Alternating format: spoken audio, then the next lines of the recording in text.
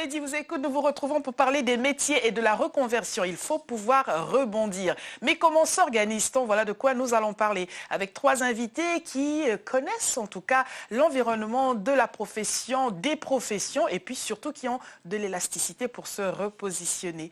Merci de les recevoir avec moi. Bonjour Sandra Njeten. Bonjour Lady. Merci d'être venue. Sandra, vous êtes consultante en ressources humaines et avec nous sur le plateau. À ma gauche, Isabelle Bouy. Bonjour Isabelle. Bonjour Lady. Coach en développement personnel et professionnel. Et à vos côtés, Nathalie Sarrouche, chef d'entreprise. Bonjour Nathalie. Bonjour Lady. Merci à toutes les trois, encore une fois, d'avoir accepté notre invitation. Nous parlons des métiers de reconversion. En effet, on peut commencer un métier et puis découvrir pendant qu'on fait ce métier que ce n'était pas tout à fait ce que l'on voulait. Mais le problème reste, comment fait-on pour passer de l'un à l'autre? J'ai fort envie, Sandra, de vous donner la parole pour commencer. Quand on est consultante en ressources humaines, de quoi s'occupe-t-on précisément? Alors moi je suis consultante en accompagnement, c'est-à-dire que j'interviens dans les entreprises en amont lors des licenciements pour des cabinets de conseil RH. C'est-à-dire qu'une entreprise décide de licencier des salariés, donc je vais intervenir en entreprise pour aider en fait ces personnes, les accompagner dans le cadre de leur recherche d'emploi. Donc j'accompagne, je fais de l'accompagnement dans le cadre de la mobilité interne et externe et pour le marché, j'interviens aussi dans le cadre de marché public pour les demandeurs d'emploi qui sont accompagnés par Pôle emploi. Donc si une personne tout d'un coup découvre que non, vraiment, ça n'est pas sa vocation que d'être dans le contexte où elle évolue professionnellement, en venant vous voir, c'est cette personne qui vient vous voir elle-même ou est-ce que c'est l'entreprise pour laquelle elle travaille qui va vous contacter? Alors c'est l'entreprise qui fait appel à notre cabinet parce que je suis sous-traitante, donc je travaille pour plusieurs cabinets puisque je suis à mon compte. Le cabinet fait appel à plusieurs consultants, les consultants vont intervenir dans l'entreprise même pour accompagner les salariés, pour pouvoir monter soit un dossier de formation ou travailler sur un projet de recherche d'emploi. Et c'était une reconversion pour vous-même aussi ou est-ce que vous étiez depuis le début dans cette voie-là déjà? C'était aussi une reconversion. On aura l'occasion de revenir là-dessus. Alors, Isabelle Bouy, coach en développement personnel et professionnel. Pourquoi? C'est le rêve de petite fille, on se dit quand je serai grande, voilà ce que je ferai? Alors non, c'était pas un rêve de petite fille. Par contre, c'est une prise de conscience tout au long de ma carrière professionnelle en me disant, mais voilà, les entreprises, elles ont besoin de l'humain. Elles ne peuvent pas travailler sans et on n'y accorde pas forcément beaucoup de place à l'humain en entreprise.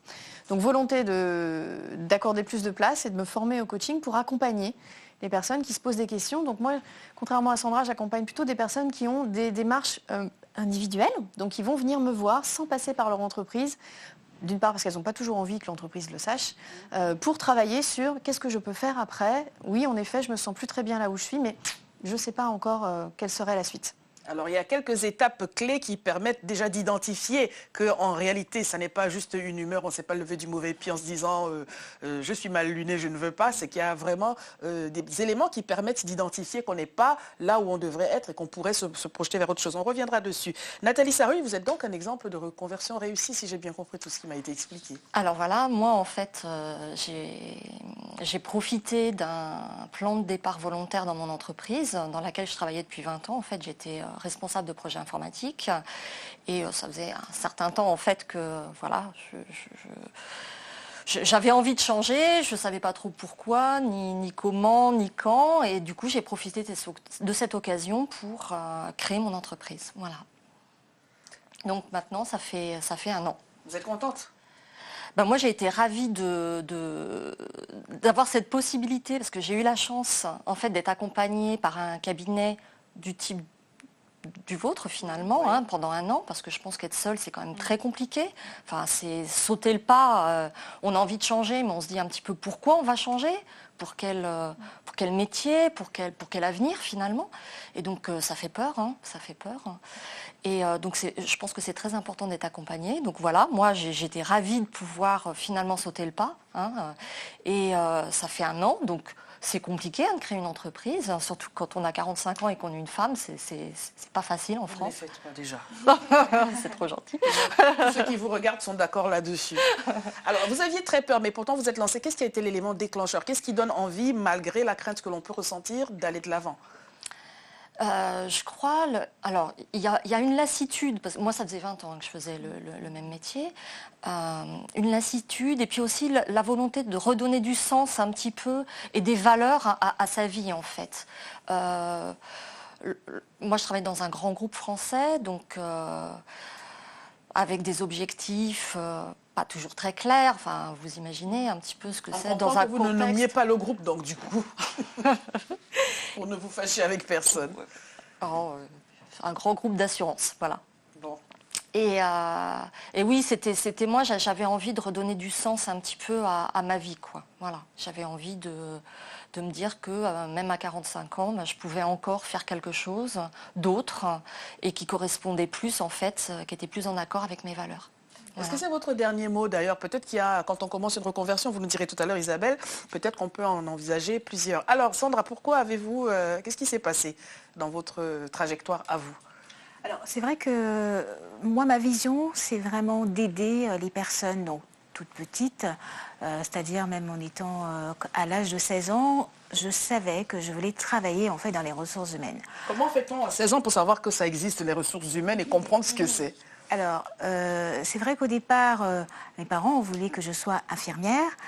Donc j'avais fait des études, un BTS, enfin pas un BTS, pardon, un bac sciences médico-sociales. J'ai fait aussi des stages et quand je suis arrivée à l'hôpital, on m'a dit que c'était pas du tout pour moi parce que c'est vrai que j'avais très peur du sang. Et c'est un tout petit peu gênant quand même pour être infirmière. Et donc je me voyais pas travailler à l'hôpital. Donc j'ai voulu après entamer plusieurs métiers, peut-être d'orientation. J'ai vraiment trouvé ma voie.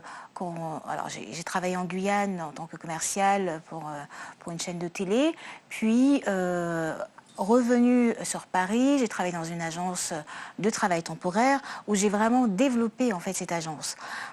Et ensuite, j'ai eu cette opportunité d'entrer dans un grand cabinet, c'est le premier cabinet d'outplacement en Europe et même en France. Donc ce cabinet m'a donné la possibilité de découvrir ce métier et donc j'ai pu accompagner en fait des salariés qui étaient dans le cadre de la recherche d'emploi. J'avais quand même 27 ans, donc très jeune.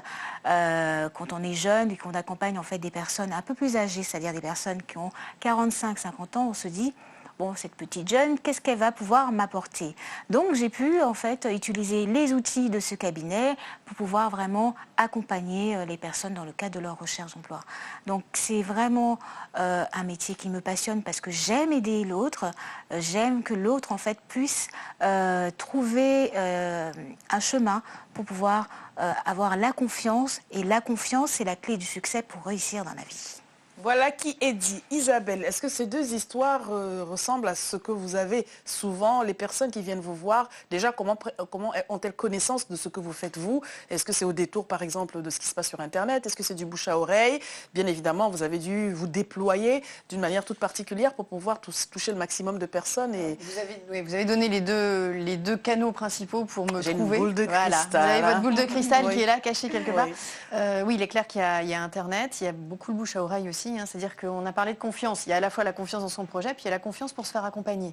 Il faut être en confiance avec la personne, il faut sentir qu'on a quelqu'un qui est bienveillant, qui ne jugera pas et qui sera là pour vraiment accompagner.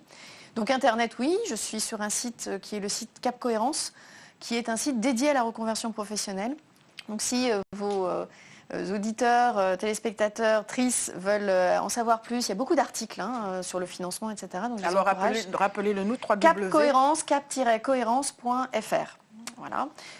Et voilà, ce site aussi amène du trafic. Donc vous avez les clés en effet pour pouvoir me trouver sur Internet. Et peut-être, pardonnez-moi de vous interrompre, peut-être on va écouter votre parcours à vous parce que vous êtes passé aussi d'un métier en entreprise à une entreprise individuelle, enfin une entreprise à votre compte. Pourquoi cette reconversion? Qu'est-ce qui vous a donné envie? Qu'est-ce qui a été le déclic? Alors moi j'ai un parcours plus commercial au démarrage, une école de commerce, du commerce en grande distribution, puis un parcours marketing, donc des postes marketing au sein de gros groupes, un peu comme Nathalie le disait, des gros groupes alimentaires, avec vers 35 ans en me disant mais on ne vieillit pas au marketing, qu'est-ce qu'on fait après? Donc ça a commencé à travailler et puis aussi une volonté de me sentir plus utile dans ce que je faisais. On parlait beaucoup de sens, de valeur, c'est clé, c'est souvent ce qui amène la reconversion ou le projet de reconversion, c'est là je ne suis plus en accord avec ce que je fais, moi j'ai besoin de sens. Donc moi c'était l'utilité, être utile aux autres. Donc voilà, j'ai fait un bilan de compétences, puis après un travail sur moi aussi pour pouvoir bien accompagner l'autre, hein, parce qu'il faut bien se connaître pour bien accompagner. Ok, oui. Je me suis formée bien sûr au coaching et puis voilà, cette activité s'est développée. Donc il y a vraiment eu un chemin, il y a eu un changement et c'est vrai que je pense aussi quand on devient maman, il y a des choses qui changent hein, par rapport aux professionnels, donc personnel, professionnel. Donc pas mal de remises en question et puis cette volonté de dire voilà, là maintenant j'ai envie de faire quelque chose qui est vraiment utile. Vous êtes 3 dames sur le plateau, mais ça n'est pas propre aux femmes, ou alors vous avez évoqué la maternité. Est-ce que c'est, si vous devez faire un découpage, est-ce que la question se pose dans les mêmes termes aux hommes qu'aux femmes, et l'âge et les maternités, ou est-ce que l'homme et la femme sont égaux devant la possibilité de reconversion professionnelle? Alors pour moi ils sont égaux devant la possibilité de reconversion. Après ces questions de sens et ce chahut qui peut y avoir à l'intérieur de soi, j'ai moi une clientèle qui est beaucoup plus féminine que masculine. Hein. Ça, sans l'avoir voulu. Sans l'avoir voulu. Sans l'avoir voulu. Donc voilà, est-ce que pour le coup, bon alors après, par rapport à Sandra qui accompagne des personnes qui sont en licenciement, là c'est autre chose, parce que du coup, mais la vraie démarche de venir, de se poser des questions et de s'interroger, pour l'instant, moi je constate que c'est quand même plus féminin que masculin. La question que se posent les femmes, c'est qui suis-je? Qui dit-on que je suis d'ailleurs? Voilà, autant de questions. Alors, vous aviez peur, Nathalie, mais de quoi aviez-vous peur d'ailleurs, finalement? De quoi j'avais peur? En fait, quand on est installé finalement dans une vie, on a une activité qu'on maîtrise, on a des revenus fixes aussi. Enfin voilà, moi j'étais salariée hein, dans un grand groupe. Donc en fait, c'est un petit peu une sécurité et on se dit on va aller vers une zone finalement d'inconfort, vers quelque chose qu'on finalement inconnu, ouais, le c'est saut dans ça, le vide. voilà, qu'on connaît pas, qu'on maîtrise moins ou qu'on maîtrise pas d'ailleurs, parce que c'est pas forcément une activité ou un métier qu'on a eu l'occasion de pratiquer ou voilà. Alors moi j'ai fait un petit peu un parcours. Voilà, j'ai été à la fois, j'ai pris le risque et j'ai été un petit peu prudente puisqu'en fait moi j'ai donc créé et ouvert un site en ligne en fait de produits bio, lilabio.fr et du coup j'ai profité de ma formation parce que moi j'étais ingénieure agronome, hein, j'ai commencé dans la biologie en fait, voilà. Et donc de cette expérience de l'écologie, de l'environnement, voilà, de tout ce qui tourne autour de ça, et puis de mon expérience de responsable de projet en créant un site. Voilà. J'ai pas voulu partir totalement à l'aventure vers quelque chose de totalement nouveau. J'ai voulu, enfin ça correspondait aussi à ce que j'étais, puisque en fait on fait pas non plus des études totalement par hasard, on fait pas non plus un métier totalement par hasard. C'est plutôt un chemin qui évolue un petit peu, et puis voilà, on essaye de trouver. Sa voie. Voilà. Alors, avant de parler je disais au début de cette émission qu'il y a tout de même des étapes clés pour pouvoir s'engager dans ce processus-là. Sandra, quel est le métier que vous auriez envie de faire si vous n'étiez pas en train de faire déjà ce que vous faites? Vers quoi auriez-vous envie de vous diriger? Le métier que, finalement, je pense que ça a toujours été en moi, c'est-à-dire aimer, en fait, aider les autres. Non, je pense que je suis à ma place et c'est vraiment ce métier que C'était déjà ça, infirmière d'ailleurs. Non, c'est pas Sans le infirmière. sang. C'est le sang qui a gâté l'affaire. C'est le sang. Vous vouliez aider, mais vous ne vouliez pas vous tacher la blouse. Oui, c'est aider, oui, voilà, c'est ça. Donc c'est vraiment aider l'autre, le valoriser, puis vraiment le rendre meilleur. Aïe, aïe, aïe. Voilà. Bon, alors les étapes. Il y a des personnes qui nous regardent et très certainement, elles sont en train de se poser les questions que vous avez eu à vous poser à un moment ou à un autre, avec ou sans maternité, avec ou sans grand âge, jeune âge. Par où, qu'est-ce qu'il ne faut pas rater comme étape pour que vraiment personne ne se prenne les pieds dans le tapis? Pour moi, la première étape, déjà, c'est le fameux constat. C'est-à-dire de prendre conscience qu'il y a quelque chose qui ne va plus. Parfois, on le ressent physiquement, on n'a plus envie de se lever, on traîne les pieds, on a la boule au ventre avant d'y aller. Donc, il y a déjà une prise de conscience. Parce qu'on ne peut pas changer si on n'a pas conscience qu'il y a quelque chose qui ne va plus. Et cette prise de conscience, bon, c'est aussi être accompagné, on le disait, ça peut être les proches, parfois qui nous renvoient en disant « mais là, je ne te trouve pas bien, etc. » Donc, le constat, et je dirais attention aussi, parce que parfois, il ne faut pas jeter le bébé avec l'eau du bain. Donc, parfois, c'est regarder son poste, essayer de voir ce qu'on a envie de garder dans son poste, qu'on ne veut plus du tout faire, ce qu'on aimerait bien ajouter, et puis en parler en interne. dans sa société. Vous voyez, c'est aussi regarder C'est ça. chercher le changement, mais déjà dans le contexte où on se Est-ce trouve. que déjà, dans mon contexte, il n'y a pas des choses que je peux changer? Est-ce que je ne peux pas être acteur, dire que j'aimerais bien travailler sur un projet, etc. Avec l'avantage de garder son salaire, ça n'est pas rien de ne pas avoir à le renégocier. Oui, il ne faut pas toujours tout plaquer tout de suite, quoi, hein. Il faut aussi se poser les questions et regarder. Donc faire le constat, c'est qu'est-ce que je veux garder? Il y a des choses que j'aime dans mon job. Qu'est-ce que je voudrais à tout prix changer? Parce que ça, je ne veux plus. Je ne veux plus mon patron, je ne veux plus mes collègues. Oui, En fait, la seule chose qu'on veut à ce moment-là, c'est mon salaire sans y aller. On veut son salaire, mais on veut rester chez soi. Nathalie l'a dit, la reconversion et le changement, même changement de métier, enfin d'entreprise, c'est toujours une prise de risque sur le salaire. Donc ça, il faut aussi bien se questionner par rapport à ça. Et le constat, il doit se faire aussi, quand on est en couple, en tout cas, pour moi, avec le conjoint. Alors justement, Nathalie, vous aviez peur, mais que vous disait l'entourage? Les copines, les amis? Alors en fait, il y a eu des réactions assez différentes. C'est-à-dire que les gens qui étaient les plus proches de moi étaient plutôt réticents. Parce qu'ils vous aimaient bien et ne voulaient pas vous voir faire... Voilà, ils trouvaient que c'était pas prudent, c'était pas raisonnable, que le contexte économique est pas non plus très favorable, enfin que créer une entreprise quand on est une femme, c'est moins d'un tiers des entreprises qui sont créées par des femmes, donc c'est quand même assez restreint. Aléatoire, Ouais, voilà, c'est ça. Donc voilà, plutôt réservé et très prudent. Et au contraire, quand j'ai parlé en fait d'ouvrir cette boutique en ligne donc de produits bio, mes amis, les personnes, enfin mes anciens collègues, les gens sont devenus vos clients. Alors il y en a qui sont devenus mes clients, et tout à fait, ouais. Est-ce que vous pensez avoir suscité chez vos anciens collègues, par exemple, l'envie de sauter le pas? Alors là, c'était un contexte un peu particulier parce que moi, en fait, l'opportunité, c'était, enfin, je dis ça, opportunité, c'est peut-être un mot fort, mais en même temps, c'en était une. C'était un plan social finalement, enfin, ce qu'on appelle un plan de départ volontaire, où en fait, l'entreprise laisse aux salariés en fait le choix de s'inscrire ou non à ce plan. En lui donnant la possibilité soit de s'orienter effectivement vers la création d'une entreprise, ou vers en fait, un nouvel emploi salarié dans une autre entreprise finalement. Et donc c'est pas tout à fait la même chose parce que du coup il y a eu beaucoup de collègues qui ont fait le même choix de partir de l'entreprise. Mais ont-ils réalisé l'essai? Parce que partir c'est une chose, voilà. Mais ça n'est pas tout que de partir de son ancienne entreprise. Alors, beaucoup ont fait le choix de rester dans la branche qu'ils... voilà. Donc peut-être de se mettre à leur compte, consultant, pourquoi pas, parce qu'effectivement, quand on est responsable de projet, le consulting est vraiment dans la continuité. Peu ont créé une entreprise ou alors ont décidé de travailler avec leur conjoint à un restaurant. J'ai un collègue, en fait, sa femme tenait un restaurant. L'autre, elle a ouvert une chocolaterie. Voilà. C'est toujours des métiers de bouche, hein, avec le commerce oui. bio. Oui, voilà. Manifestement. C'est des conversations que vous aviez à la cantine quand vous étiez en salarié et puis vous aventurez sur ces créneaux-là. Alors Sandra, comment fait-on? Est-ce que vous avez parfois, pas l'angoisse, mais le doute en vous disant, bon, j'accompagne telle personne, mais est-ce que je ne vais pas l'envoyer dans le mur? Alors l'accompagnement, c'est vraiment, ça a pour vocation d'accompagner, enfin, d'aider la personne à retrouver la confiance. C'est-à-dire Et jamais vous ne vous dites aïe aïe aïe, j'espère que ce sera le bon choix. C'est à lui, en fait, c'est le candidat, le demandeur d'emploi ou le salarié va trouver en fait les ressources nécessaires avant de se lancer. C'est-à-dire il y a plusieurs étapes dans le cadre de la recherche d'emploi. C'est-à-dire que je reçois le salarié, donc on fait un diagnostic, c'est-à-dire qu'il faut comprendre déjà le passé pour réussir l'avenir.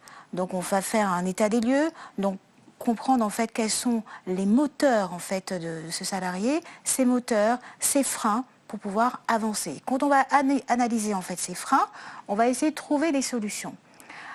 Une fois que le candidat a fait ces démarches, on va, dans le cadre d'une reconversion, peut-être faire une enquête métier. Il va interviewer en fait des professionnels du métier pour pouvoir se rendre compte, est-ce que je ne vais pas me tromper par rapport à cette recherche d'emploi? On Il va se en dit faire pas, je vais 4 ou 5. être hôtesse de l'air et après découvrir en fait qu'on a peur en avion.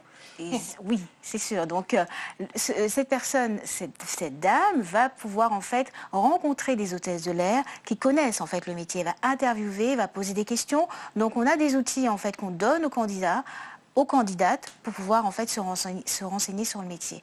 Donc, une fois qu'on a fait l'état des lieux, après, on passe au plan d'action pour voir est-ce qu'il y a son profil est en adéquation avec le poste recherché. Bien évidemment, après, c'est possible de revenir en arrière si on s'est trompé. On peut avoir 1 ou 2 projets. Alors, pour aller de l'avant, pour les minutes qui nous restent, il nous reste 5 précieuses minutes, je vous laisserai énumérer les autres étapes. Vous aviez parlé du constat. Alors, Oui, Alors, on retrouve bien sûr des choses très similaires à ce que Sandra disait. Le constat, on a fait le constat, on se dit là, il faut que je fasse quelque chose, je ne suis plus au bon endroit. La deuxième étape qui est clé, pour moi en tout cas, et dans le cadre du coaching, c'est de se connecter à nos envies. Et nos envies. C'est-à-dire que Sandra donnait l'exemple, mes parents voulaient que je sois infirmière. Ben non, là, la question, c'est qu'est-ce que moi, je veux vraiment, quelles sont les valeurs, parce que le métier n'est pas une fin en soi. Ce qui est important, c'est les activités, c'est le métier va me servir à nourrir mes valeurs. D'accord, donc il faut d'abord bien se connaître là-dessus. À me nourrir et à nourrir mes valeurs. Aussi, bien sûr. Oui, on est bien d'accord, il y a les deux. Ah. Donc c'est cette réflexion sur de quoi j'ai envie vraiment. Et c'est vrai qu'il y a plusieurs projets qui peuvent s'ouvrir. Alors après, il va falloir, quand on a ouvert, refermer. Et là, ce qui est important, c'est bien sûr des enquêtes métiers, aller discuter avec les gens. Qu'est-ce que vous aimez dans votre métier? Qu'est-ce que vous aimez moins? Donc se renseigner, il y a un nombre de sites importants qui donnent des fiches métiers. Voilà, on le trouve sur Pôle emploi, il y a l'ONICEP, il y a un certain nombre d'endroits où on peut trouver des informations. Mais est-ce que ces informations correspondent à la réalité? Parce que chacun, bien évidemment, en tout cas, je ne sais pas qui sont les rédacteurs de ces fiches emploi, mais on vous montre toujours que c'est très bien, que ceci, que cela. Et puis quand on arrive sur le terrain, on se dit « Ah, j'avais pas compris que ». C'est pour ça que les enquêtes métiers sont très importantes. C'est-à-dire que la fiche métier peut être un premier filtre en disant « Ok, il y a certaines compétences qu'on me demande que je n'ai pas forcément là maintenant. Allez, faire vivre ma vie, c'est le côté vivre ma vie, c'est très important parce que les gens vont donner la réalité, comme vous disiez. Et puis aussi être très clair, sur quels sont les critères. Quels sont mes critères? Par exemple, ça peut être, moi je ne veux pas travailler à plus d'une demi-heure de ma maison parce que j'ai mes enfants à récupérer. Vous voyez, donc être clair. Et après, les pistes les projets vont se refermer, il y en aura moins. Et après, le plan d'action, c'est de dire, voilà, maintenant, par rapport à ça... Comment je fais pour devenir ce que je voudrais? C'est que moi, j'ai des compétences, on a acquis des compétences, donc c'est être très clair sur quelles sont mes compétences. Ce métier-là me demande autre chose, peut-être en plus. Est-ce qu'il faut que je me forme?